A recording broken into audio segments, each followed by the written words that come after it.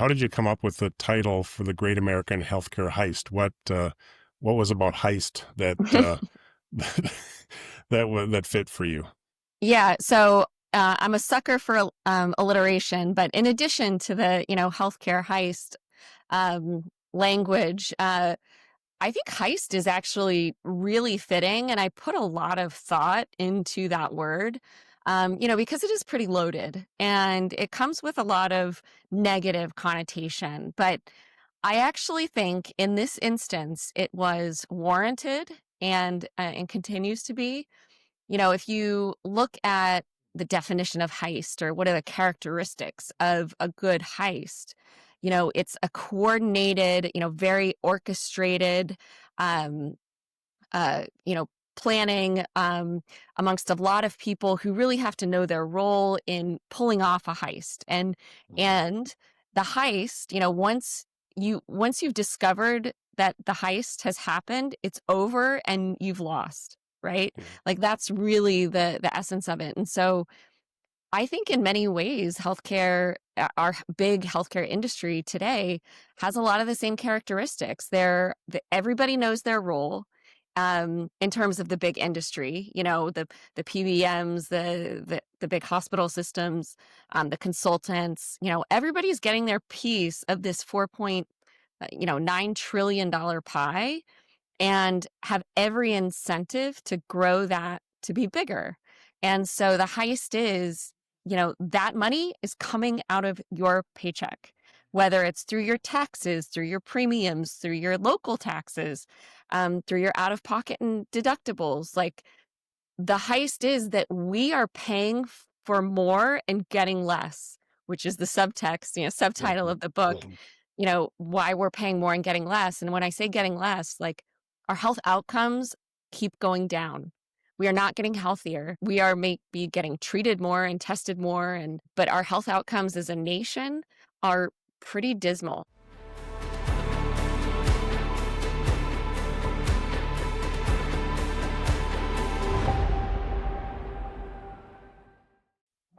Hey, Lee Acey from HELPcare Clinic. Excited to welcome you to our newest episode of Take Charge with HELPcare. And we have a very special guest today, Chris Deacon, who's got a great background that's very applicable to the kind of things we've been talking about. I first met Chris in person at Rosetta Fest, which is a gathering for like-minded people who are interested in doing different things about healthcare and really reforming the way healthcare is paid for and controlling costs and creating a better experience for patients. But actually, I first heard of her through a project that she was involved in, a documentary called It's Not Personal, It's Just Healthcare. And she's a star. The other role I wear is being the chapter president or chapter co-leader for the Free Market Medical Association in Minnesota.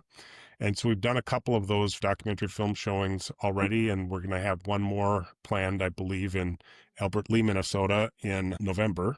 So coming up next month. So we're excited to welcome you, Chris. That was a really long introduction, but Dan, my co-host, and I are excited to learn more about you and have our audience learn more about you and what you've learned in your long history working through the business of healthcare. Thank you for having me. And I think anybody that knows me, I'm always happy to talk about this stuff if anybody will listen. So thanks for having me Well, on. I think it'd be great to start out by that first way that I met you was through that documentary and how that all came to be and what your role was in that and kind of what the message is of that documentary. The goal was to produce a video that could be shown to business leaders and members of the public and members of, your county commission or your state legislature to really help them understand some of the misaligned financial incentives and some of, just the business of healthcare. And, it's important to point out for listeners that the sort of the artistry on the documentary is it's not personal, it's healthcare. It's actually it's not business, but business has been struck out, right? And it's healthcare. because it really is, can be a very dirty business, but not everybody is aware of sort of the inner workings of our system. Many people know it's broken, but most don't know why or how. Well, thank you for explaining that, Chris. And so maybe what we could start with here is telling us about your journey from being a state official to a consultant to an advocate, and how did you get involved with this fight to save the U.S. healthcare system? My route wasn't a traditional one, so I'm actually a lawyer by training. Went to a private practice after graduating from law school, was a federal law clerk, and then found myself, always being pulled into public service. And I went to work for the Attorney General's office, and that's where I really was exposed to the healthcare universe, if you will. From there, I went to the governor's office. I served in the treasurer's office. And eventually, I found myself running one of the largest health plans in the country, in the state of New Jersey's public sector health plan. So 820,000 lives, active early retiree, 37 public sector unions, local school districts, local governments, and then all state employees. So that was sort of the path after I left the state, which, you can read about in the book, the reasons why, but to give you the Reader's Digest version, I needed to follow my moral compass. And there reached a point in running that plan and being asked to do things that, including look the other way, that I simply couldn't no longer do. So I chose to leave and start my own consulting firm, where I now work with big union health plans, continue to stay very active in the state of New Jersey, and also with nonprofits and think tanks and organizations like Health Rosetta and Nautilus, to really continue to bring awareness and educate. And as you know, I recently released a book called The Great American Healthcare Heist. And I think that's really, I've tried to make that a tool that I needed when I was speaking to CEOs and CFOs and senators and congressmen about, what the system issue was in healthcare. I wish and was often asked, is there a book that I can read that would help me understand some of this? There wasn't. And so I decided to write it. And, that's that's a great transition, because that's what we wanted to talk with you about today. And one of the questions I had was, how did you come up with the title for the Great American Healthcare Heist? What was about heist that that fit for you? Yeah, so I'm a sucker for alliteration, but in addition to the healthcare heist language, I think heist is actually really fitting, and I put a lot of thought into that word, because it is pretty loaded and it comes with a lot of negative connotation. But I actually think in this instance, it was warranted and continues to be. If you look at the definition of heist, or what are the characteristics of a good heist, it's a coordinated, very orchestrated, um, planning amongst a lot of people who really have to know their role in pulling off a heist. And the heist, once you've discovered that the heist has happened, it's over and you've lost, right? Like that's really the essence of it. And so I think in many ways, healthcare, our big healthcare industry today, has a lot of the same characteristics. Everybody knows their role in terms of the big industry. The PBMs, the big hospital systems, the consultants. Everybody's getting their piece of this $4.9 trillion pie, and have every incentive to grow that to be bigger. And so the heist is, that money is coming out of your paycheck, whether it's through your taxes, through your premiums, through your local taxes, through your out-of-pocket and deductibles. Like the heist is that we are paying for more and getting less, which is the subtitle of the book, why we're paying more and getting less. And when I say getting less, like our health outcomes keep going down. We are not getting healthier. We are maybe getting treated more and tested more, but our health outcomes as a nation are pretty dismal. Yeah, well, so this kind of reminded me when you said the heist, it reminded me of Ocean's 11.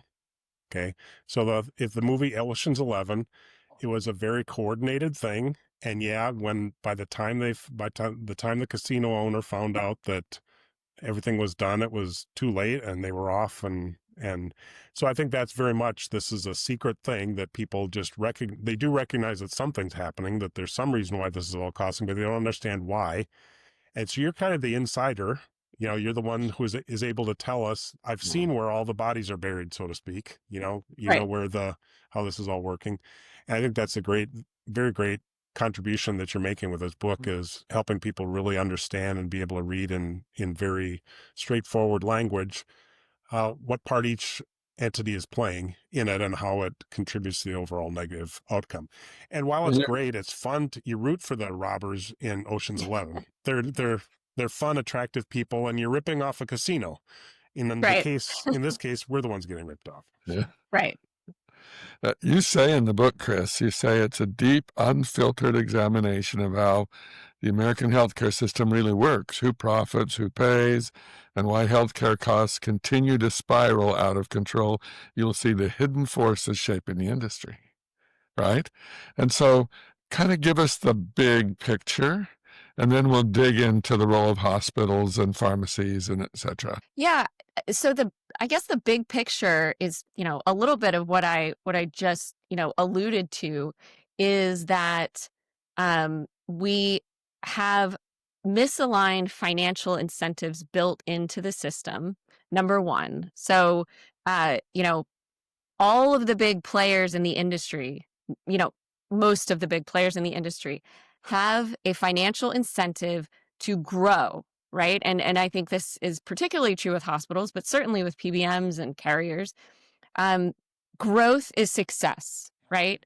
And when your metric of success is growth, and to achieve growth, you need more patients, you need more margin, you need more money, right? And so to achieve that in the healthcare space, you need people to, because that's what you're treating, right? Like that's what you're doing things to people in healthcare. Keeping people healthy does not make you revenue, right? It does not grow that pie. So fundamentally, we are rewarding growth, and we are rewarding doing things to people that require illness and sickness. That's where the profit margins lie. And so we just have a fundamental misalignment. We don't reward good, sort of the good behavior that we want to encourage, i.e. primary care, nutrition in children, and all of the things that aren't super sexy. It's like not robotic gene therapy, but it could change the world, right? It could certainly change our country and the health of our country. So that's like big picture. But going back to the heist analogy, I think that was greatly the Ocean's 11. I think you could probably pull from a lot of movies, Goodfellas, The Godfather, a lot of them. But one of the key aspects here is, in any good heist, you have to pay off the security guard. The security guard has to be in on it, or the guys that are watching the security videos. There are usually folks that are supposed to be keeping you safe or keeping you secure that have been either bought off or are part of the team that is trying to, keep the heist running. And in this case, I think we have a classic, lobbying DC problem, because we are paying politicians hundreds of millions of dollars in lobbying money from this industry to keep it afloat and keep it going the way it's going. So I think that that's a key element of the heist that we can't forget. Yeah, nice analogy there. I think so. So shall we dig into the role that hospitals play in the system? You have several chapters on what hospitals are doing and why some of their practices aren't really in the best interest of their patients. Yeah. So, I'll begin by saying while I generalize and say hospitals and or hospital systems, that's a broad brush. And I recognize that not every hospital and not every hospital system deserves to be put in that category. There are some struggling community hospitals. There are some hospitals that are really trying to do the right thing. The problem is we aren't rewarding sort of the good behavior that would keep those hospitals afloat. Like we don't have a financial structure that really props up, let's say, like those true rural hospitals that have critical access needs and really need, for example, 340B revenue, if you're familiar with that program. But sort of, to back up and focus on what I see as a problem in this space and in this industry is what I just alluded to. The measure of success for hospital systems across the board. And I just did a post on this where I pulled quotes from like 10 CEOs. Our strategy is growth.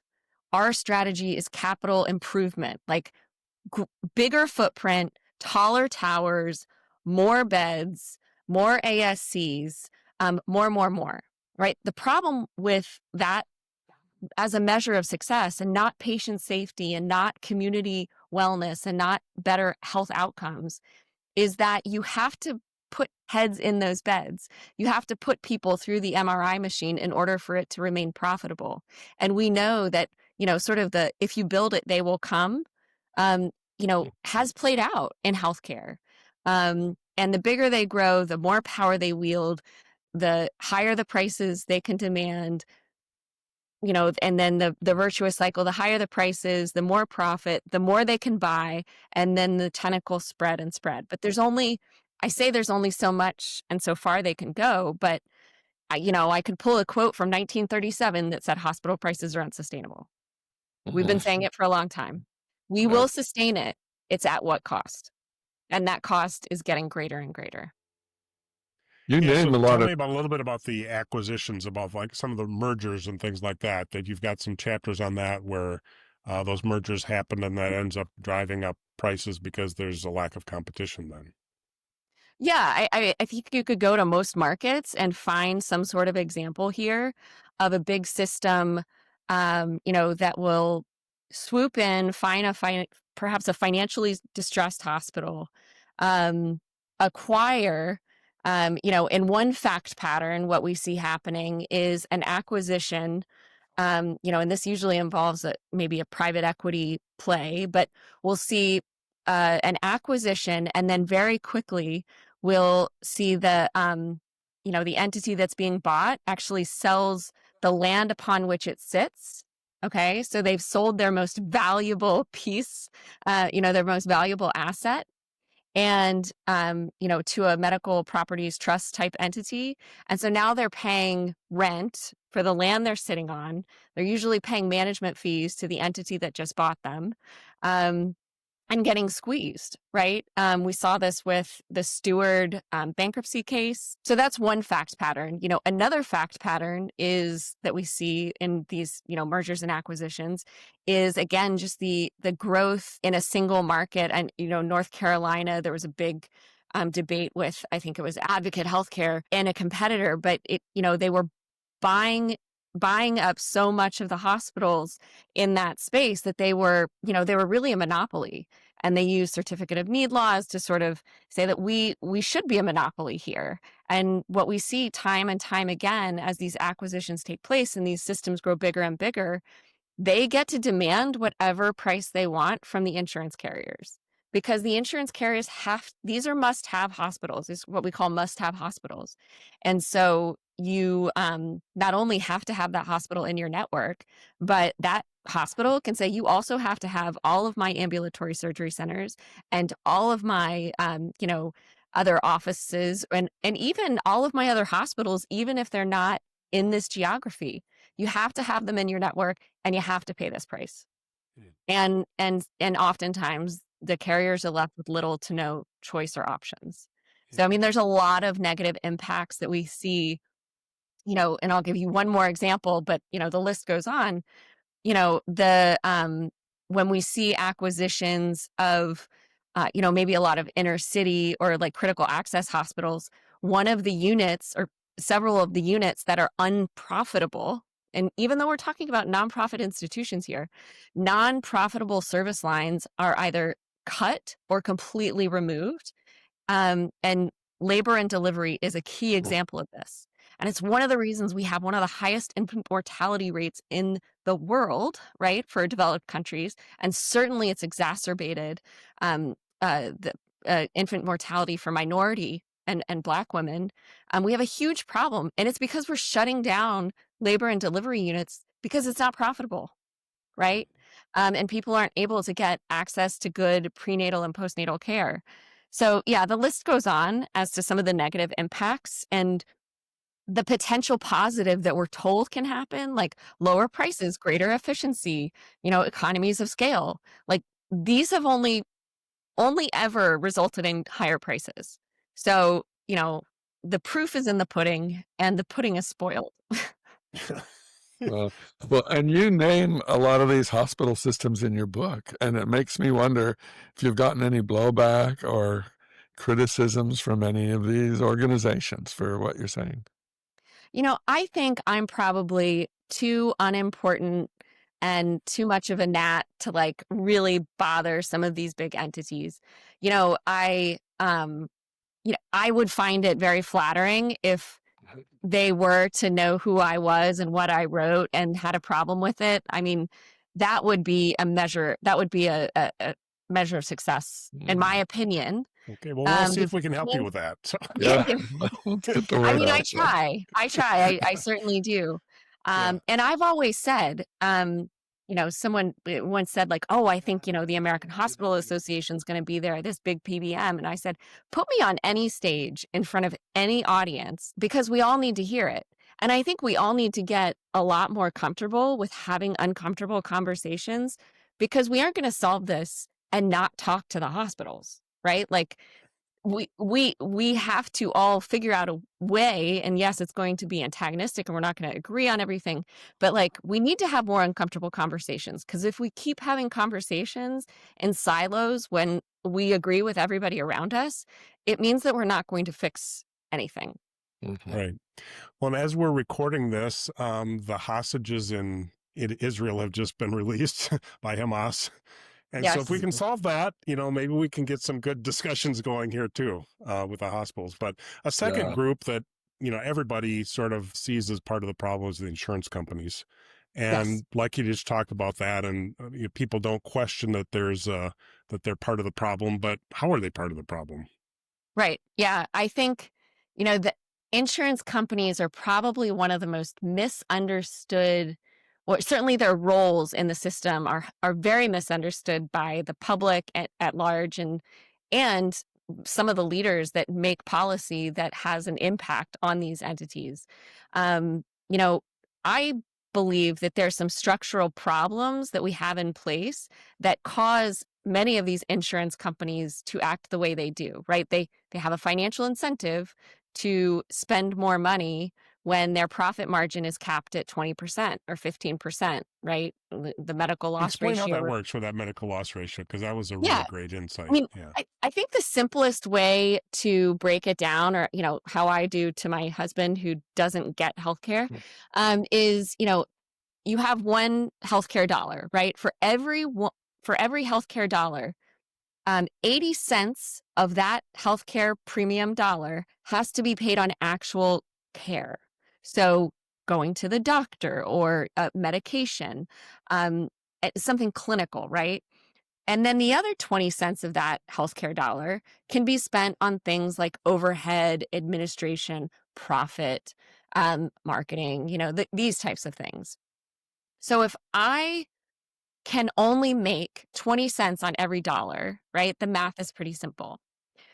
20% of $100 is less than 20% of $1,000, right? So there's every incentive for that price to keep rising, right? There's really no incentive to keep it lower. And that's even for their fully insured products. Now, when we get into like self-insured employers who are the ones actually bearing the risk, they have no incentive to control prices, right? because oftentimes there's ways that they can manipulate it to look like, they get to keep the money that they're saving for the employer, or at least a cut of it. So yeah, that's a huge misunderstanding that drives a lot of the issues with insurance carriers.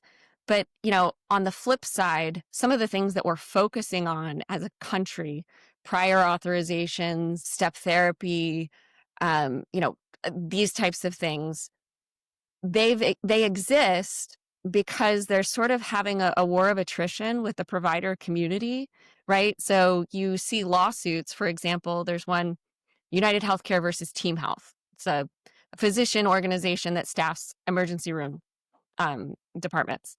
And essentially, the providers sue United Healthcare because they say United Healthcare is downcoding them, meaning like they're not paying their full bill. They're only paying a tiny percentage of it because they say they're saying it's like they're paying too much for what the service was provided. Well, then United Healthcare sues Team Health for billing too much and overbilling and upcoding. And then Team Health sues United again for, so it's this back and forth.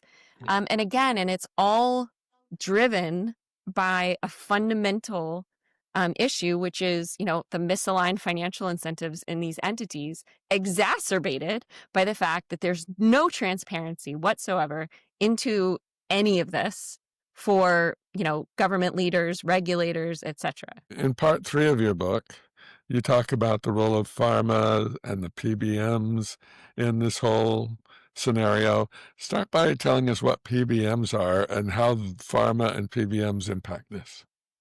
Yeah, so PBM, I think more and more people are knowing what, have heard the acronym, but maybe don't actually know what they do or what they are. They've certainly sort of gotten a bad rap in DC. So PBMs are pharmacy benefit managers. And the idea of a PBM was actually quite good, right? They were sort of necessary to create a way to buy drugs in a very complex and difficult world of pharma. So the pharmacy benefit manager was the entity that was supposed to buy drugs from the various drug manufacturers, because there could be there's 10,000 different types of drugs out there, right? So they need an entity to buy the drugs from the manufacturer and then make them available to the health plan. And that's what the pharmacy benefit manager's role was really initially to do: negotiate with the pharmaceutical manufacturers and then source those drugs to the end purchaser. And the sort of the ultimate middleman, but to drive efficiency. Over time, that pharmacy benefit manager, and again, in order to continue to grow, their role has expanded in such a way as to, set formularies, meaning like what drugs can be available to employer health plans and insurance plans. And in order to continue making revenue, they've started getting kickbacks. We call them rebates in the industry, but essentially pharmaceutical companies will give them a price and then a little kickback in order to get on their formulary and be the preferred product for that PBM, because it's the PBM that gives them access to the market. So the bigger the total addressable market that the PBM can get for that drug manufacturer, right, the more that the PBM is going to get rewarded. Again, kickback, rebate, very similar in how they operate. And so PBMs have grown and more are manipulating the way the market works in order to increase their cut in the middle. I've seen charts that show something like 35 or 40 different ways that the PBMs are able to hide revenue. Can you talk about some of those other things that they do too? I mean, a great example is as PBMs have gotten more and more attention, from DC and from regulators and the FTC, all the acronym agencies, DOJ, as they've gotten more attention and not positive attention, they've moved it upstream to sort of evade more regulation. What do I mean by that? Instead of having the PBM who perhaps may be required to pass through rebates, meaning they can't keep the kickback anymore.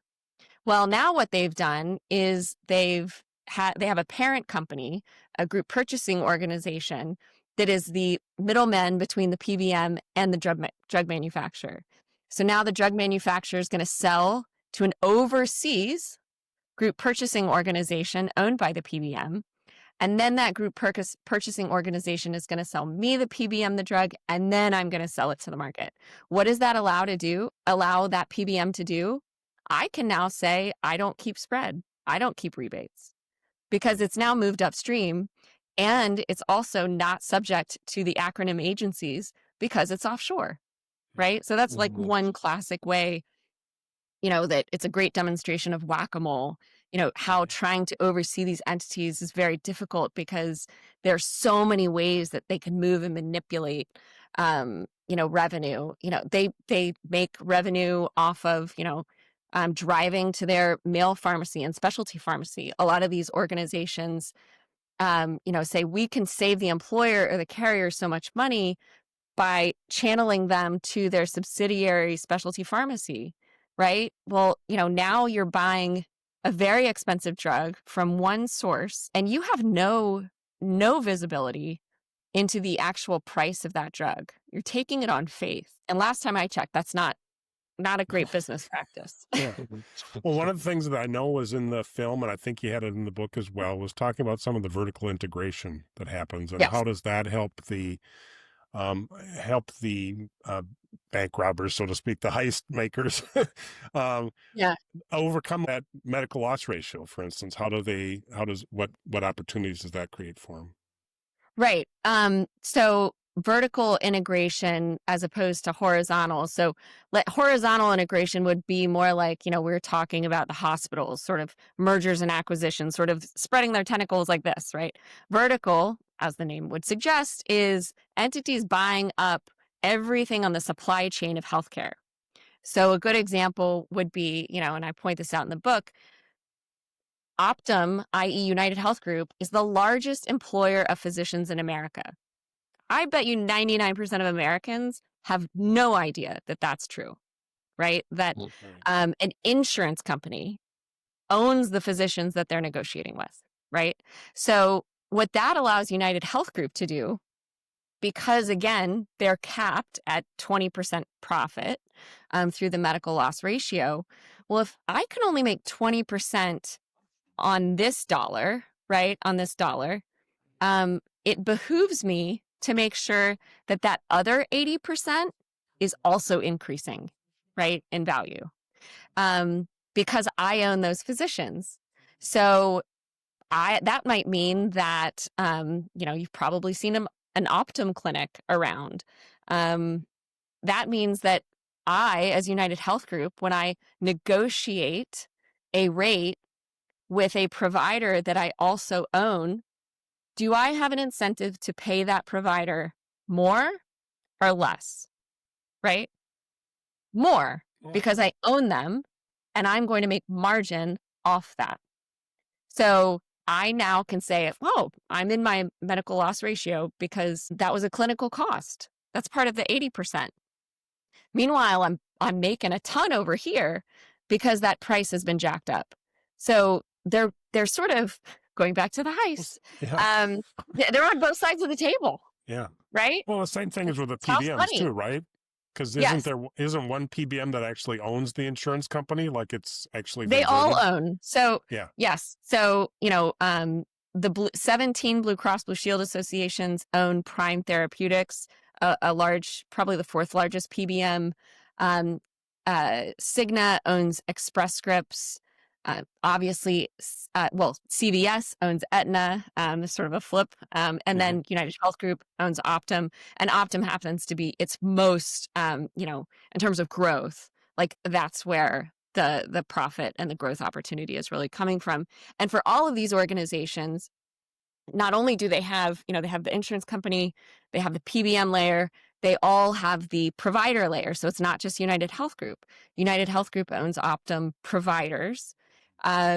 Blue Cross Blue Shield or Anthem and Elevance own Carelon, which is a provider organization, has a lot of providers, and then Cigna, Express Scripts, Evernorth, which is increasingly providing healthcare. So they own the entire healthcare dollar. I mean, I once walked through a patient's journey where, they got imaging, they went to an urgent care, they went, because they were prescribed a drug, they went to a pharmacy to get their drug. And not only were all of those providers of care Optum or United Health Group subsidiaries. So every vendor along that person's healthcare journey was owned by United Health Group in some way. The insurance that covered all of it was United Health Group. And then to top it all off, all of the money flowed through and all of the claims flowed through Change Healthcare, which is an entity owned by Optum and controls like 60% of all healthcare transactions across the board. So yes, increasingly consolidated, conflicts of interest everywhere. And we are sort of asleep at the wheel in DC when it comes to trying to right the ship. Yeah.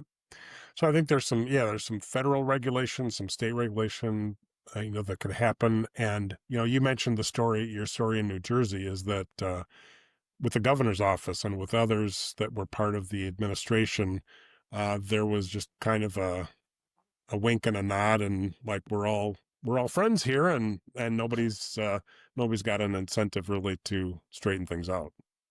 No, and I was actually explaining this to my daughter, who's almost 10, and she actually got it pretty quick. So it's not too difficult to understand that, because I often am, people are like, but they could have saved $500 million. Like, why wouldn't the state of New Jersey do this thing, right? Whether that's, a PBM reform or whatever. If the state could save $500 million, why would the governor or the treasurer's office ever say no to that and not fully embrace it? Well, that's savings to the state. That's one set of books, right? On the other side, you have politicians that need to get reelected and their staff that needs to get jobs after their tenure is over. And their reelection campaigns are funded by PACs and lobbying groups and industry, right? So if they're going to get a couple million in donations for their next race across the board, or some pretty lucrative jobs when the administration ends, that's accruing directly to them. So that $2 million has a much greater value than $500 million spread across the taxpayers of New Jersey. So the math is sort of difficult to see at first, but once you sort of break it down, it becomes much easier to see like direct financial benefit to individuals versus savings to a state, which have to be shared broadly. Thanks for joining us. If you enjoyed this episode, be sure to leave a comment or a review and to subscribe on Spotify, Apple Podcasts, or on YouTube. And also to share Take Charge with HELPcare with your friends and on your social media channels. At HELPcare, our passion is helping people take charge of their health and their health care, helping employers take charge of their health plan expenses, and helping physicians and other practitioners take charge of their healthcare careers. Learn more about the HELPcare Clinic difference at helpcare.health.